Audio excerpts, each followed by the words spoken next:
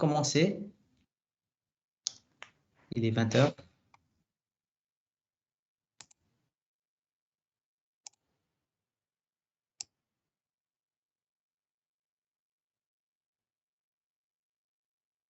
C'est bon, Charlie? Bon. Je demande à Nilsson si tu veux bien prier le Seigneur. Prions. Seigneur, nous te remercions de ce moment, ce temps que tu nous donnes, la vie, la force, mais aussi la santé, Seigneur, de pouvoir apprendre ta parole, que tu parles à travers ta parole et que nous puissions saisir ta volonté et que nous puissions avancer selon ta parole. Merci Seigneur, au nom de Jésus. Amen. Merci pour ce temps de prière aussi. Alors, nous reprenons après presque 2 semaines, je crois, toujours dans notre étude sur la lettre aux Éphésiens. Donc, on a pu voir un peu le cadre historique de cette œuvre en Éphèse, comment ça a commencé. Donc, on a pu voir en détail sur les chapitres 19-20 de Actes des Apôtres. Puis, on a pu faire aussi, je pense, une assez bonne introduction sur certains caractères de l'Église, qui est un thème principal de cette lettre. Et puis, on a pu voir aussi assez détaillé l'adresse et la salutation de Paul. Donc, c'est il y a 2 semaines ce qu'on avait vu dernièrement. Alors, cette semaine, je vous propose qu'on puisse continuer donc maintenant avec les versets qui suivent après l'adresse, la salutation de l'apôtre Paul, notamment à partir du verset 3. Donc, nous avancerons comme on peut avancer selon le temps qui nous est laissé.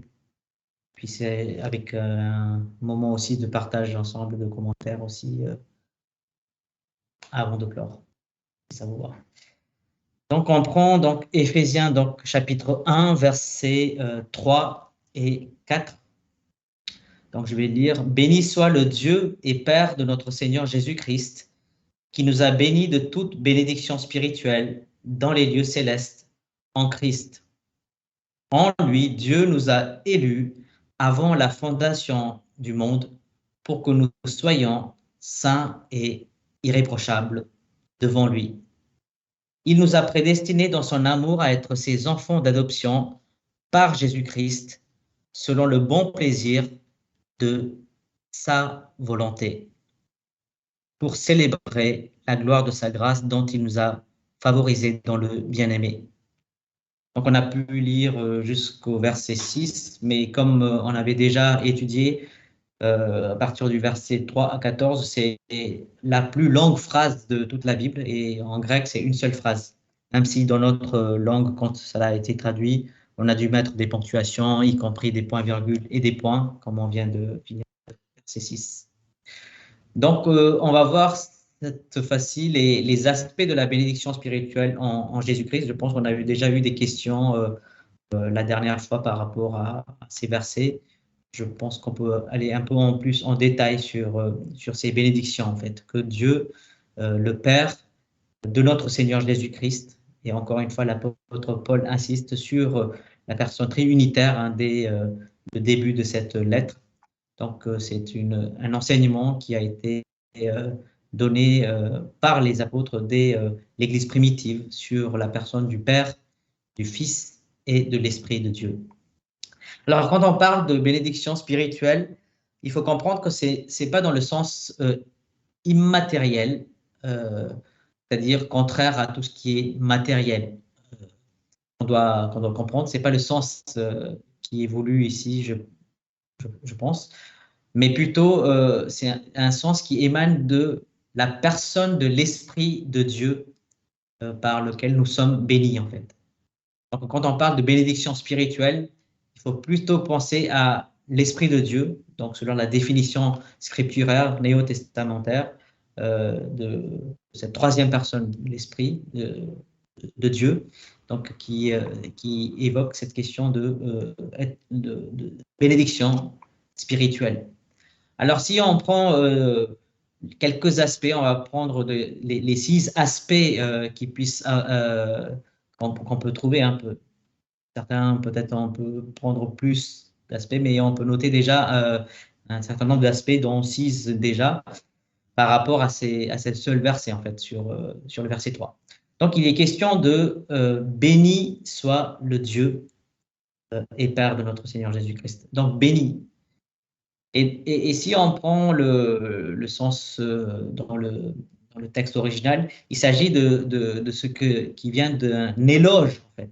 Le mot, c'est élogéo. Nous avons aussi ce mot en français qui dit éloge, c'est-à-dire qui affirme la louange et des félicitations. Et une déclaration de la bonté suprême de Dieu lui-même. C'est pour ça que l'apôtre Paul, il commence par « Béni soit Dieu ». Et c'est justement Dieu seul qui a le droit de cet éloge suprême, en fait. Puisque dans l'univers, sur la terre, dans les cieux, c'est lui le créateur, c'est lui le maître, c'est lui qui détient entre ses mains le temps et l'espace. Nous sommes finis avec le temps et l'espace, mais lui, il est être infini et il est souverain et c'est lui le créateur. Et donc, tout le droit de l'éloge appartient à Dieu seul, en fait. Quelles que soient les circonstances dans la vie des chrétiens, que nous puissions avoir des moments de difficulté, de deuil, d'affliction, de fardeau, de peine, et même comme dans ce cadre de l'Église primitive, des temps de persécution qui puissent être, Dieu reste toujours celui qui est béni et il est celui qui est digne de notre adoration et notre éloge constant, en fait. Et c'est ça que l'apôtre Paul est en train d'évoquer. Donc, n'oublions pas le contexte. C'est une épître qu'on appelle épître de prison. Donc, il est dans l'emprisonnement, l'apôtre Paul. Et même dans cette circonstance, il dit « Béni soit Dieu ». Et en déclarant justement cette bonté suprême de Dieu, en faisant l'éloge et l'adoration de la personne de Dieu. Donc, encore une application qu'on peut tirer, c'est que quels que soient les moments que nous pouvons traverser dans la vie, dans notre vie, individuellement ou même collectivement, ou dans une famille, il faut toujours avoir cet esprit que Dieu est toujours béni et il est digne de notre adoration. Alors, si on va un peu plus loin sur les aspects, donc le deuxième aspect qu'on peut voir, c'est qui le bénisseur, en fait. Béni soit Dieu, donc le Père de notre Seigneur Jésus-Christ, qui nous a bénis. Donc, le bénisseur aussi, c'est Dieu lui-même. Donc, celui qui est béni, c'est Dieu, celui qui reçoit l'éloge, et le bénisseur, c'est Dieu lui-même.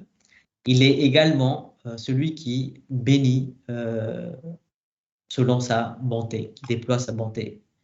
Et donc, il nous a bénis de toute bénédiction spirituelle. Alors, est-ce qu'on peut lire pour commencer Jacques chapitre 1, verset 17? Nilsson, tu peux commencer par la lecture de Jacques chapitre 1, verset 17, où l'apôtre Jacques insiste aussi sur ce côté de la bonté de Dieu. Jacques chapitre 1, verset 17. Tout le bien qui nous est donné et tout don parfait vient d'en haut, descendant du Père des Lumières par dévers, lequel il n'y a point de variation ni d'ombre de changement. Voilà, j'aime bien ta traduction aussi. Ouais. Tout bien d'en haut, en fait. Toute grâce excellente dans ma traduction. Tout don parfait, tout ce qui est bien, tout ce qui est du caractère de la bonté vient de Dieu, vient du Père des Lumières. Et Jacques ajoute qu'il n'y a pas de changement, il n'y a pas de ombre de la moindre variation dans la personne de Dieu. Donc, qui est le bénisseur, il donne toutes choses excellentes. En fait. On peut lire aussi Romains chapitre 8, verset 28. Je demanderai à Rebecca si tu veux bien lire Romains chapitre 8, verset 28.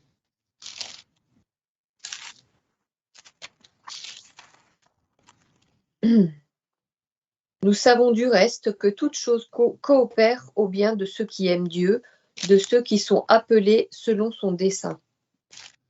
Tout concourt au bien de ceux qui aiment Dieu, de ceux qui sont appelés selon ses desseins. Donc, le bénisseur Dieu, le bénisseur qui est la source de toute bonne chose, de toute grâce excellente, comme on vient de lire, il fait concourir toutes choses à notre bien. On avait déjà étudié ce chapitre de Romains quand on a étudié avec le pasteur Greg. Donc, on peut s'assurer encore plus en tant que chrétien, déjà tout le monde entier, d'une manière universelle, tous les hommes jouissent des bontés de Dieu, puisque Jésus-Christ lui-même, il dit, il est le Père qui fait briller le ciel, briller le soleil, et qui fait tomber des pluies du ciel. Donc ça, c'est une bénédiction dont tous jouissent. Mais nous, encore plus, nous sommes bénis parce que nous savons que tout concourt à notre bien. Et c'est ça que l'apôtre insiste sur ces passages, sur cette bénédiction. Alors, on peut voir aussi un troisième aspect, les bénis, en fait. Ceux qui reçoivent justement cette bénédiction de Dieu, c'est qui? Eh bien, c'est ici, dans ce passage, en tout cas dans Éphésiens, c'est les croyants. Donc, n'oublions pas, donc c'est une épître qui traite vraiment de l'Église de Jésus-Christ, donc la seule unique Église universelle que le Seigneur Jésus, lui, connaît, donc celle qui est rachetée par le sang de Dieu, hein, comme il dit dans Amilée quand il parle aux anciens d'Éphèse. Donc, c'est par le sang même du Fils de Dieu que ça a été acquis. Donc, ici, dans ce contexte, les bénis sont particulièrement les croyants dont il est question, ceux qui ont mis leur confiance en Jésus-Christ et en son œuvre sur la croix. Donc, nous avions déjà évoqué dans cette longue phrase de la Bible, hein, comme je vous ai dit tout à l'heure, donc du verset 3 à 14, qu'il y a question du Dieu triunitaire et son œuvre salvatrice qui se manifeste en tant que Dieu le Père, Dieu le Fils et Dieu l'Esprit. Et c'est justement cette œuvre et tout ce que lui, il accomplit, que nous pouvons voir, qui sont concentrés et qui sont décrits dans cette parole de l'apôtre Paul.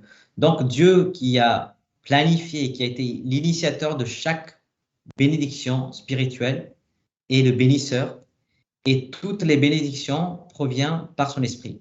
Et ce sont des bénédictions spirituelles, et toutes ces bénédictions sont à nous, sont nôtres en fait.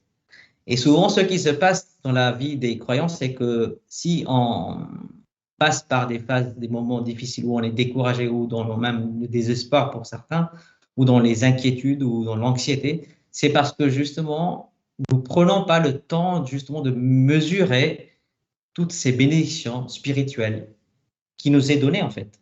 Et il dit, l'apôtre Paul, que Dieu, il a béni de toute bénédiction spirituelle. Et c'est en croyant en Christ que nous avons cette possession de ces bénédictions, en fait. À nous qui sommes rachetés, à tout chrétien qui est racheté par le sang de Jésus-Christ. Donc, toutes les bénédictions spirituelles sont accordées par Dieu et par l'Esprit de Dieu. Et les bénédictions de Dieu dans l'Esprit ne viennent que, bien sûr, si nous nous soumettons pleinement à la direction de l'Esprit de Dieu. Donc souvent, on parle de beaucoup de bénédictions dans le monde large, dans le sens évangélique, même dans le monde évangélique, mais la plupart du temps, on pense plutôt à des bénédictions d'ordre matériel ou terrestre.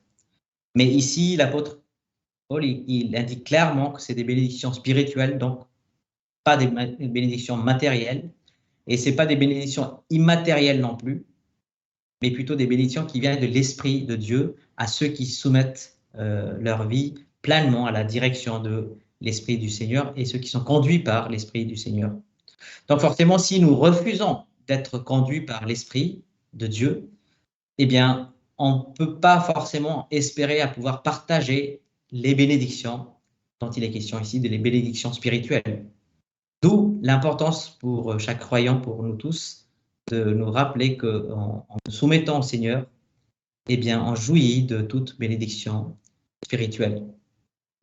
Je prends l'exemple, par exemple, sur une épreuve qui peut venir à un chrétien qui perd un travail ou quelque chose comme une épreuve difficile sur un certain nombre de plans, et qui peut quand même se reposer dans le Seigneur parce que justement, il est béni spirituellement par Dieu. Et c'est ça l'espérance d'en haut, en fait. C'est ça l'espérance à ne pas se placer notre confiance sur les choses terrestres, mais sur les choses célestes. Et les bénis qui sont les croyants sont aussi, comme on avait déjà vu cet aspect, ce sont les saints qui sont en Jésus-Christ, comme nous avions déjà vu les saints et les fidèles. Donc, il est question des croyants et qui sont appelés aussi des saints en Christ. Donc, quand nous bénissons Dieu, nous disons du bien de lui. Quand Dieu nous bénit, il est celui qui procure du bien à nous et son bien spirituel à nous, selon son esprit. Donc, nous le bénissons par les fruits de nos lèvres et nos paroles, et lui, il nous bénit en nature, en fait. Donc, c'est ça qu'il faut comprendre, en fait, comment on parle de béni soit Dieu. Donc, nous le bénissons parce que par nos fruits, par nos lèvres et par nos paroles, donc comme on lit dans Hébreu, les fruits de nos lèvres, donc on peut lire dans Hébreu 13, par exemple. J'invite Charlie à lire Hébreu chapitre 13.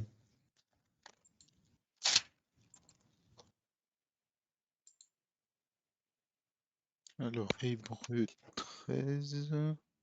Alors, j'ai oublié de noter ce verset alors qu'il se trouve dans le verset 15. Hébreu 13, 15. Alors, par Jésus, offrons donc en tout temps à Dieu un sacrifice de louange qui consiste à célébrer son nom. Voilà, dans ma traduction, donc célébration de son nom, comme tu lis dans ta traduction, il dit dans Louis II, dans la nouvelle édition de Genève, par lui, offrons sans cesse à Dieu un sacrifice de louange, c'est-à-dire le fruit de lèvres qui confesse son nom. C'est comme ça que nous, en tant que croyants, en tant que fidèles, en tant que saints, nous bénissons par les fruits de nos lèvres, par nos paroles. Et quand Dieu nous bénit, c'est par sa nature qu'il bénit, en fait. C'est-à-dire en faisant, ailleurs il est écrit, des participants de sa nature, selon son esprit. Donc voilà la différence entre quand nous bénissons Dieu et quand lui, il nous bénit. Donc Dieu ne peut pas nous bénir pour notre bonté. C'est ça qu'il faut comprendre. Parce que nous ne sommes pas bons et il n'y a aucun juste, comme dit l'apôtre Paul, parce que lui seul est le béni à cause de sa grande bonté, en fait. Donc, le béni, l'éloge dont il est question, il faut lier avec toujours la bonté de Dieu. Quand nous, on le bénit, on bénit par rapport à sa nature, à sa grande bonté et bienveillance. Et nous n'avons pas du tout et nullement cette bonté. Mais quand Dieu nous bénit, lui, il nous bénit de sa bonté, et d'ailleurs, le fruit même de son esprit, un de ses fruits, c'est un des aspects de son fruit, c'est la bonté de Dieu aussi. Donc lui, il agit selon sa nature en nous bénissant pour notre besoin. Parce que c'est nous qui avons besoin de devenir bons comme Dieu, il est bon en fait. Voilà pour ce qui est de ce troisième aspect de ce qui sont les bénis en tant que croyants et en tant que saints en Jésus-Christ. Quatrième aspect qu'on peut voir, c'est celles qui sont spirituelles, les bénédictions en fait, les bénédictions en eux-mêmes. Donc, comme je l'ai déjà dit, en fait, le terme ici, le terme spirituel dans le grec, c'est le pneumatikos. Pneuma, c'est l'esprit dans l'écriture grecque. Et c'est utilisé en parlant de l'œuvre de cette troisième personne de la Trinité, c'est-à-dire l'esprit de Dieu lui-même. Donc, encore une fois, je répète, ce n'est pas immatériel quand il est question ici dans le sens pneumatikos, mais plutôt en parlant de l'œuvre de l'Esprit de Dieu lui-même, par qui Dieu nous bénit de toutes sortes de bénédictions. Donc, l'origine divine de ces bénédictions qu'il indique ici n'est pas d'une origine abstraite, en fait, ou dans le sens que les non-croyants peuvent donner pour le mot spirituel. Parce que quand vous parlez, par exemple, à des gens d'une religion panthéiste, par exemple, c'est-à-dire ceux qui croient à plusieurs dieux, ou même d'une religion monothéiste, mais autre que ceux qui mettent leur confiance en Christ, Ils peuvent parler aussi de choses spirituelles. Mais eux, ils donnent un sens plutôt abstrait ou immatériel par rapport à tout ce qui est invisible, etc., pour le mot spirituel. Et souvent, ça ressort dans les religions mystiques aussi. Vous avez déjà entendu certainement parler des gens qui parlent de la spiritualité, quelque part. Donc, la spiritualité que eux, ils donnent comme définition, forcément, ça ressort des philosophies ou du mysticisme de leur religion. Mais ici, il est question clairement de l'Esprit du Seigneur par qui nous sommes bénis, en fait. Toute bénédiction dont les chrétiens ont besoin, en fait. Alors, on peut voir quelques nombres de bénédictions dont nous jouissons. Je crois qu'il y a Amélie qui nous a rejoint. Est-ce que tu peux lire Romains chapitre 5, verset 5, s'il te plaît?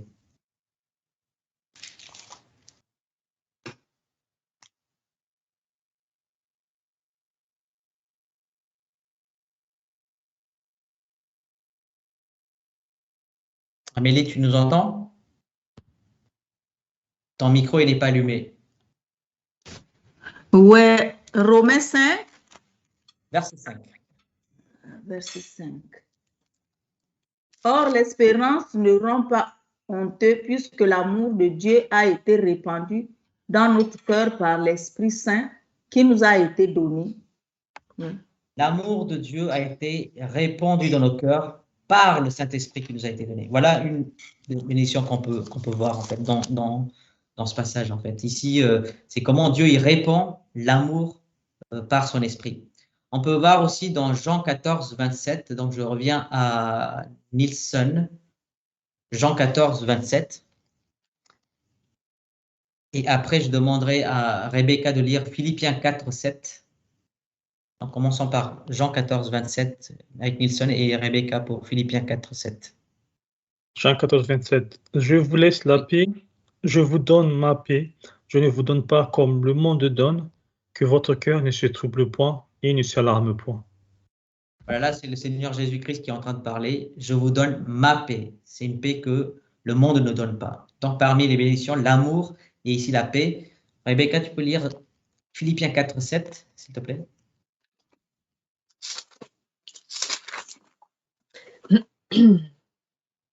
Et la paix de Dieu, qui surpasse toute intelligence, gardera vos cœurs et vos pensées en Christ Jésus.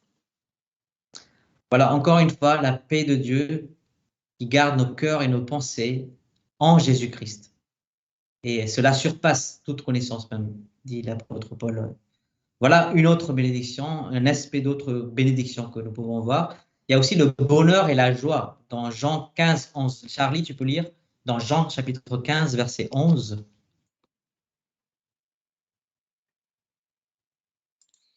Alors, Jean 15, verset 11. Je vous ai dit ces choses afin que ma joie soit en vous et que votre joie soit parfaite. Que votre joie soit abondante aussi. Donc, ma joie soit en vous et que cette joie soit parfaite, accomplie ou abondante, comme dit certaines traductions. Donc, voilà, l'amour, la paix, le bonheur, la joie qui provient de Jésus-Christ, qui provient de l'Esprit de Dieu, qui provient de Dieu lui-même. Et on peut lire aussi, par exemple, dans Philippiens 4, 13, il est question de « Je puis tout par celui qui me fortifie ». Donc, il y a aussi la force que le Seigneur donne par sa puissance. Et c'est encore une bénédiction qu'on peut déceler. Et si on prend la deuxième épître de Pierre, verset 3, chapitre 1, il dit « Sa divine puissance nous a donné tout ce qui contribue à la vie et la piété au moyen de la connaissance de celui qui nous a appelés par sa propre gloire et par sa vertu. » Donc, il est question ici de sa divine puissance de Dieu. Donc, tout ce que nous décrivons ici est vraiment des bénédictions. Donc, le chrétien seul et uniquement ceux qui sont régénérés, ceux qui sont croyants, fidèles, qui peuvent jouir, puisque c'est l'amour qui vient de Dieu, trinitaire, la paix de Jésus-Christ qui surpasse toute intelligence, et le bonheur et la joie qu'il donne en abondance, et puis la force aussi, la divine puissance qui nous donne tout ce qui contribue à la vie et pour notre croissance dans l'esprit. Donc, ce n'est pas que Dieu va donner, mais la chose, c'est que Dieu a déjà donné, en fait. Et c'est ça le secret même pour le chrétien de son espoir, de son espérance, et même pourquoi il est un témoin puissant dans le monde, c'est parce que de lui jaillit quelque chose que le monde ne connaît pas. Et donc Dieu, il a déjà donné, en fait. Tout ce qui a été donné et toutes ces choses merveilleuses, dit l'apôtre Pierre, contribuent à notre vie, à notre épanouissement et à notre piété. Et parfois, c'est nous qui ne saisissons pas. Et souvent, le problème, si nous sommes dans l'abattement ou dans des moments de phase difficile ou quelque chose qui nous tracasse beaucoup dans notre vie, quelles que soient les circonstances et les situations, le problème, c'est probablement nous qui n'avons pas saisi ces meilleures bénédictions que le monde ne connaît pas, que nous seuls, nous pouvons jouir quotidiennement. Donc Dieu nous a bénis de toutes sortes de bénédictions spirituelles. Et j'aimerais bien qu'on lise aussi Colossiens chapitre 2, verset 10. Alors, je pense que c'est Rebecca qui doit lire, je pense, Colossiens chapitre 2, verset 10.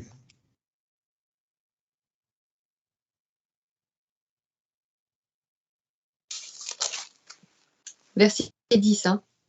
C'est ça. Et vous avez tout pleinement en lui, qui est le chef de toute principauté et de tout pouvoir. Voilà, ça c'est aussi un merveilleux verset. L'apôtre Paul, il dit, vous avez tout pleinement en lui. Il y a une plénitude, il y a une abondance. C'est quelque chose qui n'est pas à moitié quelque part. L'apôtre il est en train de dire. Vous n'avez pas reçu à 75% ou 80% peut-être, mais vraiment pleinement, nous avons tout en lui. Et si nous avons reçu Jésus-Christ comme notre Seigneur et notre Sauveur, eh bien, nous pouvons nous assurer que notre position non seulement en lui est d'être saint, mais aussi notre possession de toutes ces choses est tellement certain, tellement sûr. Et c'est ce que l'apôtre Paul dit, et il dit même que Dieu nous a déjà ressuscités ensemble et nous a fait asseoir dans les lieux célestes. Et justement, cet aspect sera développé plus tard, même dans cette épître, donc on y reviendra dans l'avenir. Hein. Mais la chose qu'il faut comprendre, c'est que nous avons déjà toute cette possession de toute cette bénédiction spirituelle, de toutes sortes de bénédictions spirituelles que nous avons tout pleinement en Jésus-Christ. Maintenant, on va voir le cinquième aspect de cette bénédiction. Donc, puisqu'on a lu ce verset que Dieu nous a fait asseoir en Jésus ensemble dans les lieux célestes, eh bien, le lieu de la bénédiction, je pense qu'on avait évoqué cette question la dernière fois, c'est les lieux célestes. On va s'attarder un tout petit peu aussi sur cet aspect et pour Anoïs, c'est le terme grec que l'apôtre Paul utilise, et c'est un terme qui veut dire plus que simplement le ciel, en fait. Et pour comprendre ce terme, c'est intéressant de voir les autres concordances qui apparaissent dans cette épître même. Donc, on peut lire dans 1:20, par exemple. Je vois que Marc, qui nous a rejoint, Éphésiens chapitre 1, verset 20, si tu peux lire. Oui, bonsoir. Cette puissance, il l'a déployée en Christ quand il l'a ressuscité. Il a fait asseoir à sa droite dans les lieux célestes. Voilà, quand il nous a fait asseoir à sa droite dans les lieux célestes, comme on vient de lire. 2:6, tu peux lire aussi. Il nous a ressuscités et fait asseoir avec lui dans les lieux célestes en Jésus-Christ. Voilà, il nous a fait asseoir dans les lieux célestes en Jésus-Christ. Est-ce que, Nilsson, tu peux lire chapitre 3, verset 10? Quel livre? Toujours Éphésiens. Donc, Éphésiens 3, 10. Afin que les dominations et les autorités dans les lieux célestes connaissent aujourd'hui par l'Église la sagesse infiniment variée de Dieu. Donc, les lieux célestes, encore une fois, là, il est question des autorités dans les lieux célestes dont il est question. Encore, les lieux célestes, c'est le même terminologie terme qui apparaît. Et vers chapitre 6, 12, est-ce que tu peux lire, Amélie, Éphésiens 6, 12, pour voir encore le contexte des lieux célestes?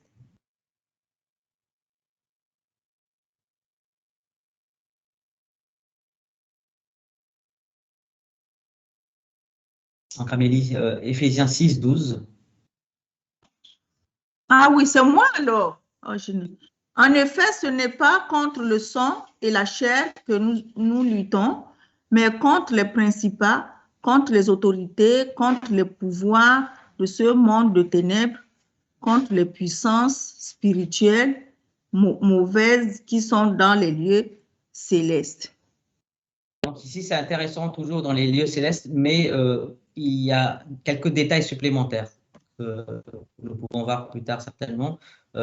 Ici, il est question d'une lutte spirituelle, et dans cette lutte contre les dominations, contre les autorités, les princes de ce monde des ténèbres dont il est question ici, les esprits méchants dont il parle, et dans les lieux célestes. Tout ça pour dire que voilà, ce terme epura noiois, c'est-à-dire lieu céleste, comme on a traduit ici, endroit céleste dans certaines traductions, il est quelque part la sphère de l'action de Dieu, en fait, du Dieu trois fois saint. Et ça englobe le domaine surnaturel, certainement, du siège divin, comme pensent certains commentateurs, en fait.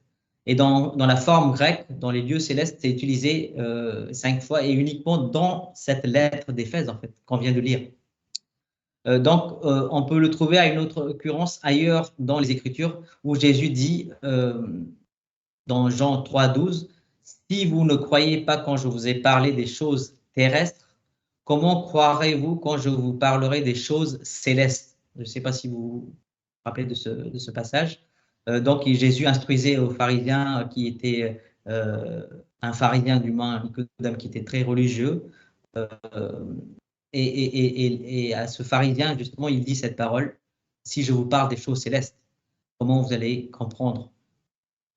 Donc, l'origine de toutes les bénédictions spirituelles dont il est question ici dans le premier chapitre qu'on est en train d'étudier dans Éphésiens, c'est dans les lieux célestes. Et pourquoi? Pourquoi ça ne peut provenir que des lieux célestes? Eh bien, c'est parce que notre Père céleste est dans les cieux. Dans Matthieu 7, chapitre 11, on peut les lire. Et de là, de ce lieu céleste, est venu aussi le Sauveur. Jean chapitre 6, verset 33. Et le Saint-Esprit est aussi venu des cieux. Nous lisons dans le Acte 2, versets 2 à 4, où il est question du ciel, d'où vient l'Esprit de Dieu. Donc, quelque part, c'est le siège divin de Dieu qui est trois fois saint. Donc, l'apôtre parle aussi ailleurs dans le sens de notre citoyenneté dans les cieux. Ça, c'est intéressant aussi d'étudier dans ce terme des lieux célestes. Et Charlie, tu peux lire Philippiens chapitre 3, verset 20.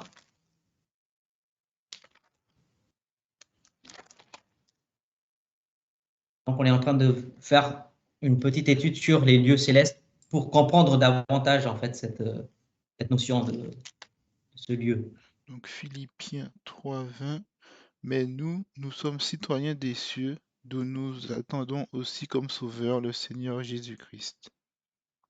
Donc, nous devons chercher comme des sujets du royaume des cieux, puisque l'apôtre Paul, il dit justement, nous ne sommes pas forcément des citoyens, certes, l'apôtre Paul lui-même, il parlait de sa citoyenneté romaine parfois, mais du point de vue spirituel, il dit que nous sommes des citoyens des cieux. Et c'est de là où aussi nous attendons le Seigneur Jésus-Christ. On peut lire aussi dans Colossiens chapitre 3, verset 1. Je reviens à Rebecca, je pense. Colossiens 3, 1. Si donc vous êtes ressuscités avec le Christ, cherchez les choses d'en haut où le Christ est assis à la droite de Dieu. Voilà, encore une fois, cette notion de chercher les choses d'en haut, où Jésus-Christ lui-même est assis à la droite de Dieu. Quand on voyage dans un autre pays, je ne sais pas si vous avez voyagé, ce qu'on apporte avec nous et surtout la chose que nous ne devons jamais perdre du tout, c'est notre passeport.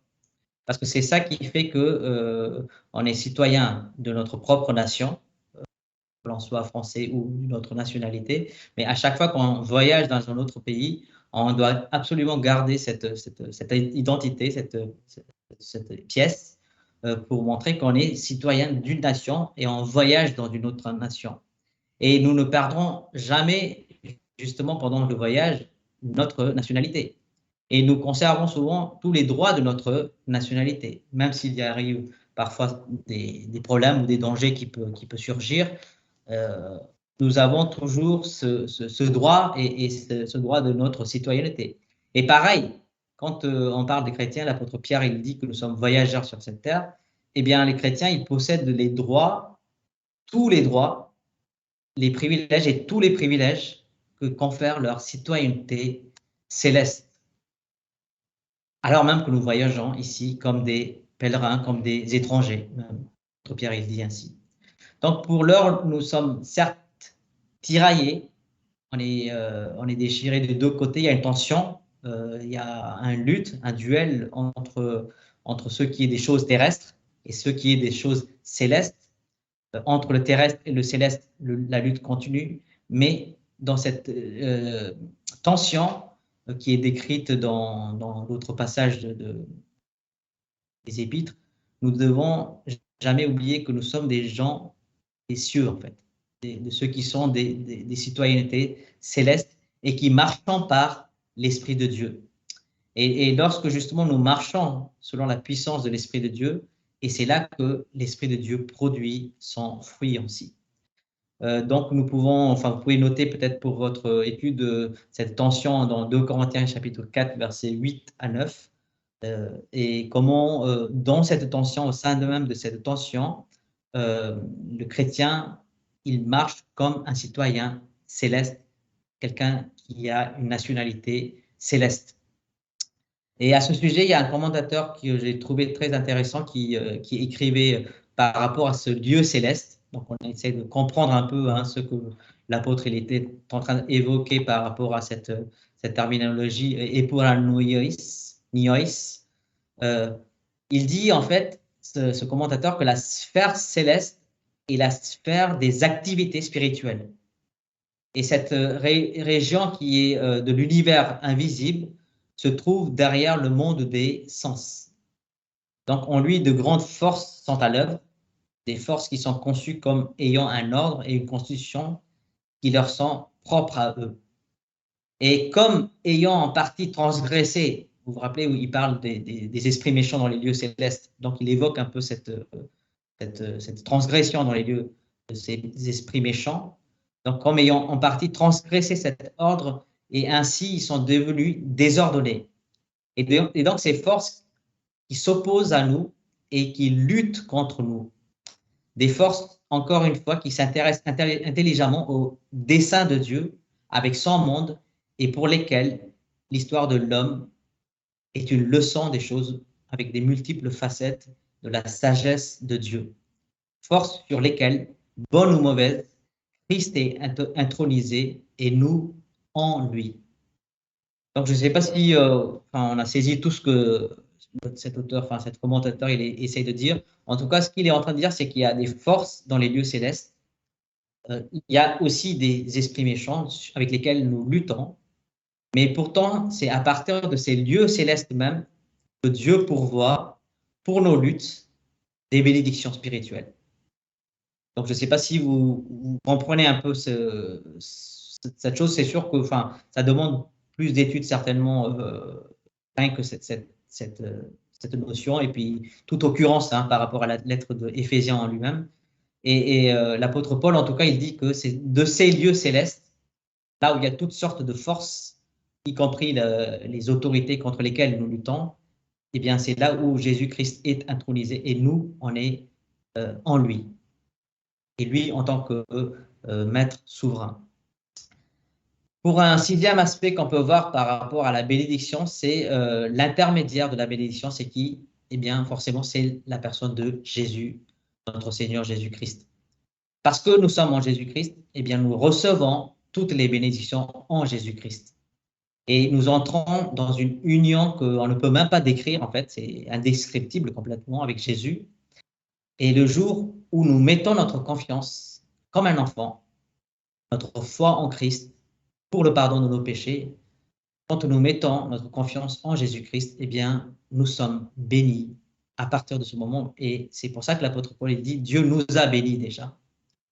Donc, on le lit dans Romains 8, 16, 17, par exemple.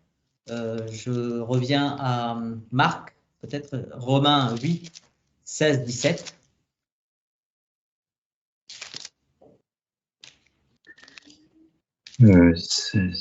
L'Esprit lui-même rend témoignage à notre esprit que nous sommes enfants de Dieu. Or, si nous sommes enfants, nous sommes aussi héritiers de Dieu et co-héritiers de Christ, si toutefois nous souffrons avec lui afin de prendre aussi part à sa gloire. Voilà, donc nous avons vraiment une adoption dont nous allons parler, enfin, certainement après la suite de cette étude. Mais ce que nous pouvons noter ici, c'est que l'Esprit nous rend témoignage que nous sommes enfants de Dieu, et c'est en tant qu'enfants de Dieu, enfants en Christ, que nous avons toutes ces richesses, ces ressources, et sa justice, sa puissance, ses droits en tant que fils de Dieu. Il partage avec nous ses privilèges, sa position, et toute sa possession devient les nôtres en fait. C'est en Jésus-Christ, sa façon d'agir qui vient notre façon d'agir au fur et à mesure que nous grandissons dans la connaissance de Jésus. Donc, en tant que citoyens des cieux, les croyants sont étrangers, ils sont voyageurs sur cette terre. Mais notre maison, ce que nous devons nous assurer, c'est pas ici-bas. Bien sûr, nous faisons des projets immobiliers pour un nombre d'entre nous, nous achetons des choses ici-bas, mais ce sont des choses qui sont temporelles, terrestres, et même si nous n'en avons pas, c'est pas grave, c'est pas bien grave, puisque nous avons une belle, meilleure possession en Jésus-Christ. C'est ça que l'apôtre Paul est en train de dire. Parce que dans la situation où il se retrouve, eh bien, du point de vue matériel, il n'avait pas beaucoup de choses, grand-chose. Mais il voyait les choses au-delà, d'en haut, les choses célestes. Donc, on peut s'identifier à Jésus-Christ avec un certain nombre de choses pour être béni, et on peut voir parmi ces choses un certain nombre. J'aimerais bien qu'on lise dans 2 Pierre 1,4. Donc, en Christ, voilà l'identité que nous pouvons avoir dans sa nature. Et ça, on le lit dans 2 Pierre, chapitre 1, verset 4. Rebecca, si tu peux lire 2 Pierre 1,4. Charlie, après, tu peux lire Colossiens 3,4. S'il vous plaît. Par elle, les promesses les plus précieuses et les plus grandes nous ont été données, afin que par elles, vous deveniez participants de la nature divine en fuyant la corruption qui existe dans le monde par la convoitise. Voilà, dans sa nature, on est identifié. Et toute corruption mondaine, nous pouvons fuir parce que nous sommes en Christ et dans sa nature. Colossiens 3,4, Charlie. Quand Christ, votre vie, paraîtra, alors vous paraîtrez aussi avec lui dans la gloire. Christ, votre vie paraîtra et vous paraîtrez aussi avec lui dans la gloire. Encore une merveilleuse chose en Christ que nous partageons dans sa vie, que nous identifions, non seulement dans sa nature, mais aussi dans sa vie entière. Dans la relation aussi, dans Jean 20, 17, Nielsen, tu peux lire dans Jean chapitre 20, verset 17.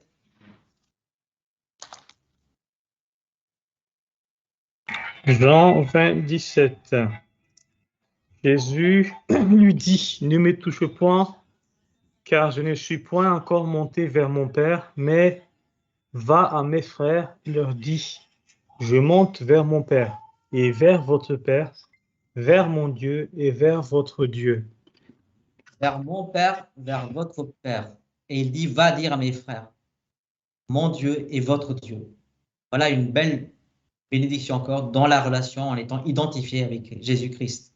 Et nous pouvons lire aussi dans Hébreux 2, 11, par exemple, car celui qui sanctifie et ceux qui sont sanctifiés sont tous issus d'un seul. C'est pourquoi il n'a pas honte de les appeler frères. Vous vous rendez compte, Jésus-Christ n'a pas honte de nous appeler, nous pécheurs, ses frères. Donc, dans sa relation, nous sommes identifiés avec Jésus-Christ dans cette bénédiction. Et puis, on peut noter aussi dans son service, nous sommes identifiés à Jésus-Christ pour être bénis. Alors, comment on peut être identifié dans son service? Dans Jean 17, 18, nous lisons. Marc, tu peux lire dans Jean 17, 18. Et Amélie, tu peux lire après Matthieu 28, 20. Jean 17, 18. Tout comme tu m'as envoyé dans le monde, je les ai moi aussi envoyés dans le monde. Tout comme tu m'as envoyé dans le monde, je les envoie aussi dans le monde. Donc, c'est un service qu'il nous confie en identification avec lui-même. Matthieu 28, 20, s'il te plaît. Amélie.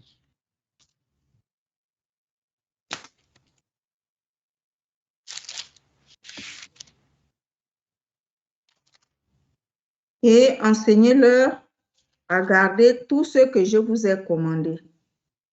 Quant à moi, je suis avec vous tous les jours jusqu'à la fin du monde.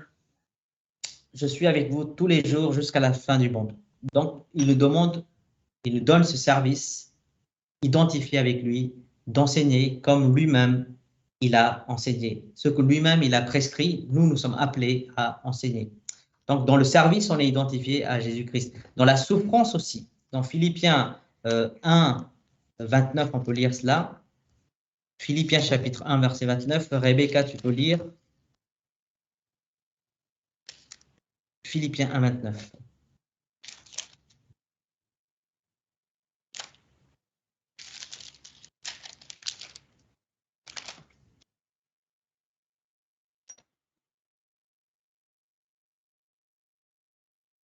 Ton micro, il est toujours coupé. Désolée. Et cela de la part de Dieu, car il vous a été fait la grâce non seulement de croire en Christ, mais encore de souffrir pour lui. Vous a été fait la grâce de non seulement croire en lui, mais aussi de souffrir avec lui. Donc, encore une identification de la bénédiction. Et les chrétiens doivent considérer comme une bénédiction de souffrir avec Jésus-Christ, quel que soit le type de souffrance qu'on peut voir. Et ça, on le lit aussi, cette même chose dans Romains 8, 17. Je lis, « Or, si nous sommes enfants, nous sommes aussi héritiers, héritiers de Dieu et co-héritiers de Christ, si toutefois nous souffrons avec lui, afin d'être glorifiés avec lui. » Voilà une identification avec Christ dans la bénédiction, de souffrir avec lui. Et nous avons aussi le même thème dans Colossiens 1, 24, et aussi dans son héritage, comme je viens de le lire, nous sommes co-héritiers avec Jésus-Christ. Et ça, c'est un thème aussi qu'on peut développer, parce que l'apôtre Paul parle aussi dans Éphésiens, on y reviendra certainement plus tard. Donc, dans cette identification, il y a aussi la gloire future, puisque nous pouvons être glorifiés avec lui, comme on vient de lire en fait. Et il dit dans la suite, je lis, « J'estime que les souffrances du temps présent ne sauraient être comparées à la gloire à venir qui sera révélée pour nous. » Donc, il y a une glorification pour les chrétiens qui sera révélée pour nous. Aussi, la création attend-elle avec un ardent désir la révélation des fils de Dieu, car la création a été soumise à la vanité, non de son gré, mais à cause de celui qui l'y a soumise, avec l'espérance qu'elle aussi sera affranchie de la servitude, de la corruption, pour avoir part à la liberté de la gloire des enfants de Dieu. Donc la gloire future dont nous pouvons jouir aussi avec Christ dans cette bénédiction spirituelle. Donc il y a certainement bien d'autres passages qui évoquent, même dans Apocalypse, on peut lire cette gloire future dont Jésus il partage avec nous. Donc on peut peut-être finir avec ces derniers passages dans Apocalypse 1:6. Donc c'est la révélation de Jésus que nous sommes en train de voir dans Apocalypse ici, dans le contexte, et qu'il dit qu'il a fait de nous un royaume des sacrificateurs pour Dieu, son Père. À lui soit la gloire et la puissance au siècle des siècles. Amen. Donc, il a fait de nous un royaume pour sa gloire future. Et c'est dans le même contexte aussi, on peut lire dans 5:10 où il est écrit dans Apocalypse 5:10, tu as fait d'eux un royaume et des sacrificateurs pour notre Dieu, et ils régneront sur la terre. Voilà un peu les aspects, les identités avec Christ pour être bénis de toutes sortes de bénédictions spirituelles. Et en Christ, dans cet dernier aspect, on a donc vu dans la nature de Jésus, dans sa vie, dans sa relation, dans son service, dans sa souffrance aussi, dans son héritage et pour la fin, dans la gloire future en Jésus-Christ. Voilà un peu tout ce qu'on a pu voir en quelques minutes. Hein. C'est un grand thème, cette bénédiction dont il est question sur les versets, enfin le verset 3 qu'on vient de voir sur Éphésiens. Donc, il nous reste à peu près 10 minutes. Donc, si vous avez des commentaires ou des questions, on peut partager.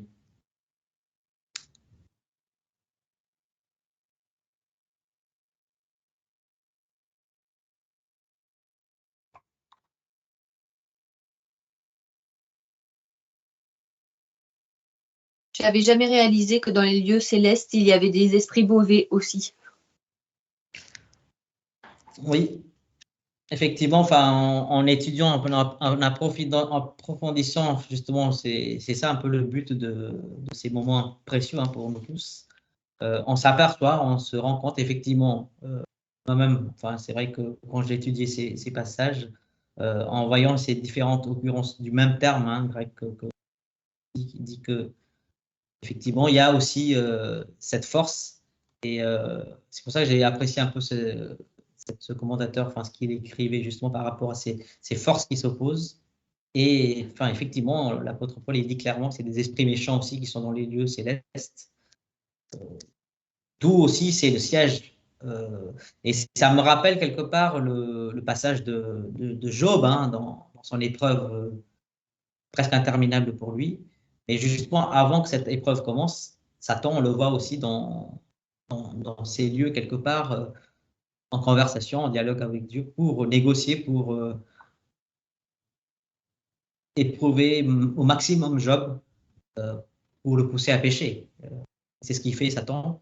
Et aujourd'hui, l'apôtre Paul, quand il parle des chrétiens qui sont aussi dans cette lutte et cette tension, eh bien, il parle des forces auxquelles on est exposé, on s'oppose, mais tout en recevant les bénédictions dans ces lieux mêmes célestes où Jésus-Christ, Père et l'Esprit sont. Je voudrais savoir si ils sont vraiment ensemble avec les anges et les élus.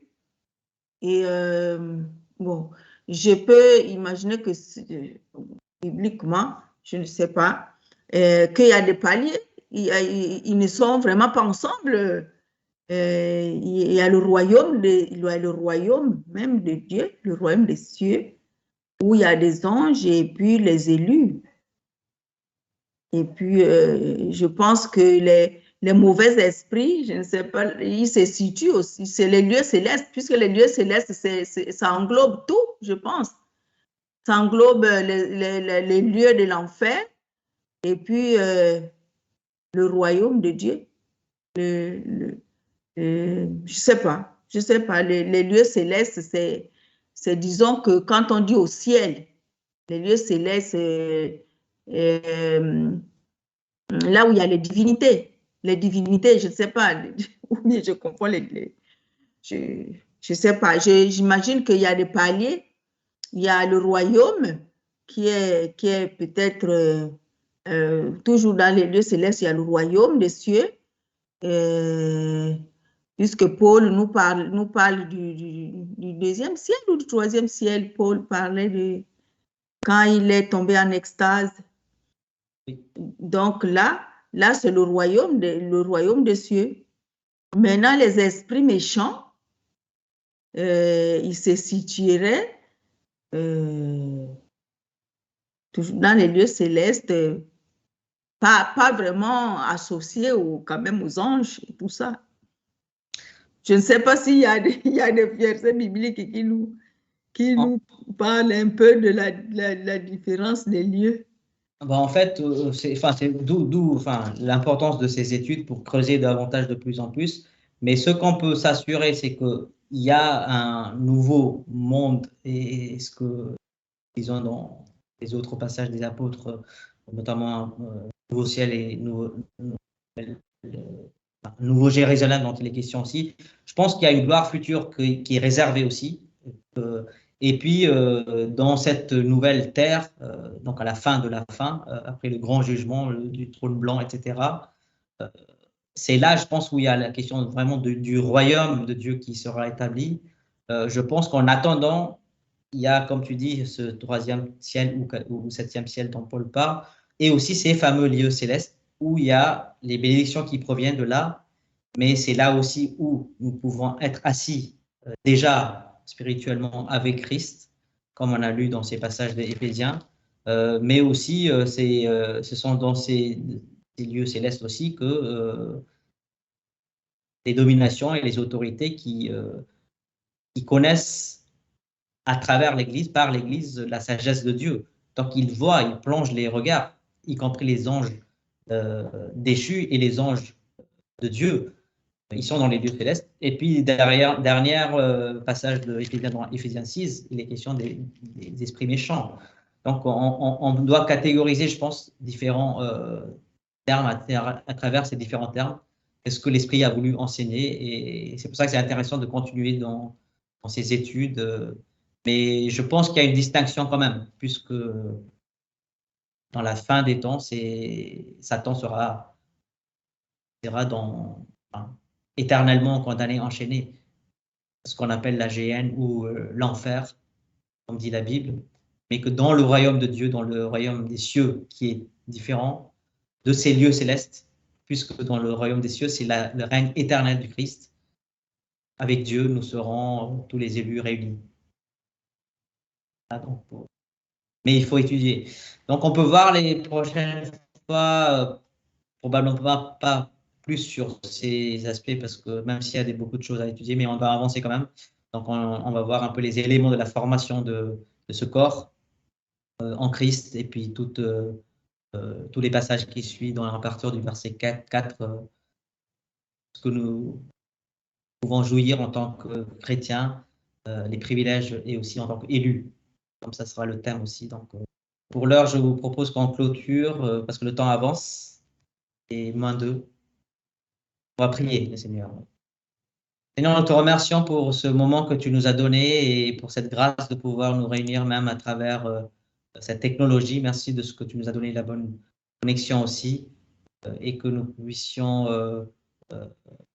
plonger aussi nos regards pour considérer toute ta sagesse d'en haut, toute ta bénédiction spirituelle que tu déploies et que nous n'avons pas fini d'étudier. Et merci pour ce temps où nous avons pu lire ensemble et saisir un peu plus dans ta parole. Que tu sois béni et que tu puisses nous démontrer encore toute ta bénédiction que tu déploies en ton Fils Jésus-Christ. Et c'est en son nom que nous te prions pour qu'on nous conduise pour le reste de la soirée. Au nom de Jésus. Amen.